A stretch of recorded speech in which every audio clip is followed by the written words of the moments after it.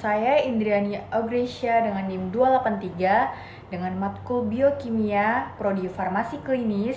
Saya akan menjelaskan mengenai diabetes mellitus. Check it out. Jadi di sini saya akan menjelaskan tentang apa itu diabetes mellitus. Jadi diabetes mellitus ini atau DM adalah penyakit metabolik kronis yang ditandai dengan tingginya kadar glukosa dalam darah akibat tubuh tidak menghasilkan insulin yang cukup atau insulin tidak bekerja secara efektif. DM terdiri dari beberapa jenis yaitu diabetes tipe 1, tipe 2, dan diabetes gestasional, dan juga ada diabetes akibat kondisi tertentu. Gejala yang sering muncul itu meliputi sering haus, lapar, buang air kecil, berat badan menurun tanpa sebab, mudah lelah, serta penglihatan menjadi kabur.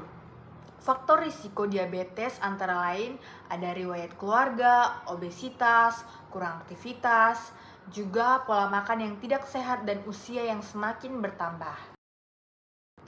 Lalu yang kedua ada konsep stres oksidatif, yaitu pada penderita diabetes, kadar gula darah yang tinggi atau hiperglikemia menyebabkan peningkatan metabolisme glukosa di dalam mitokondria sehingga menghasilkan reaktif oksigen spesies atau ROS atau radikal bebas dalam jumlah berlebihan. Radikal bebas ini bersifat sangat reaktif sehingga dapat menyerang protein, lemak, dan DNA. Jika jumlah ROS melebihi kemampuan sistem antioksidan tubuh untuk menetralisirnya, maka akan terjadi stres oksidatif yang menjadi salah satu penyebab utama kerusakan sel pada diabetes. Dan yang ketiga, mekanisme kerusakan. Stres oksidatif ini menyebabkan kerusakan pada sel beta pankreas yang berfungsi menghasilkan insulin sehingga produksi insulin menurun. Selain itu, ROS juga mengganggu jalur sinyal insulin pada jaringan otot, hati, dan lemak sehingga sel menjadi kurang peka terhadap insulin atau terjadinya resistensi insulin.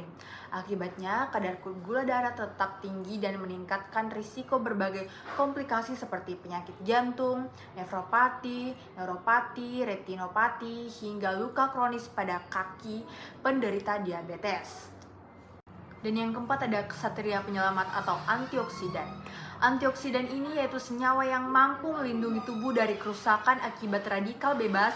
Mekanisme kerjanya yaitu dengan mendonorkan elektron kepada radikal bebas, sehingga radikal bebas ini menjadi stabil dan tidak lagi merusak sel.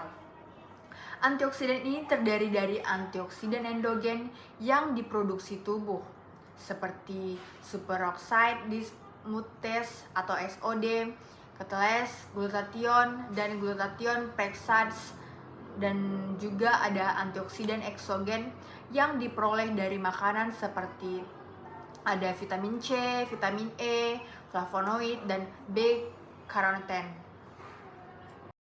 Selanjutnya yang kelima ada sumber dan aplikasi klinis, yaitu sumber antioksidan alami antara lain jeruk, kiwi, stroberi, paprika, kacang almond, biji bunga matahari, minyak zaitun, teh hijau, anggur, buah beri, coklat hitam, wortel, labu, bayam, tomat, dan ada juga pepaya. Berbagai penelitian menunjukkan bahwa antioksidan ini dapat membantu menurunkan stres oksidatif, mengurangi peradangan, memperbaiki fungsi sel beta pankreas, dan meningkatkan sensitivitas insulin, dan juga membantu mengontrol kadar gula darah.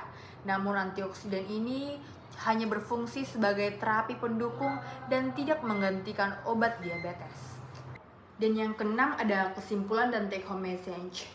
Diabetes mellitus itu merupakan penyakit kronis yang berkaitan erat dengan peningkatan stres oksidatif akibat produksi radikal bebas yang berlebihan. Stres oksidatif dapat merusak sel beta pankreas dan memperburuk resistensi insulin sehingga meningkatkan risiko komplikasi diabetes.